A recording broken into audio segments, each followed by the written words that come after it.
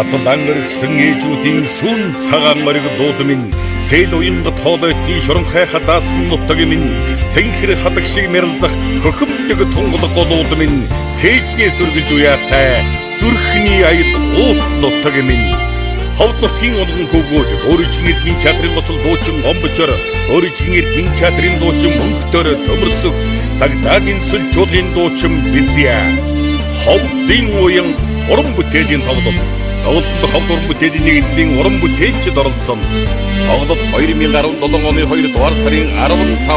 16 19 цагаас ховд аймгийн хөгжимтэй драмын театр харилцагуудаас 99 тэг 9 69 36 88 тэг 3 16 79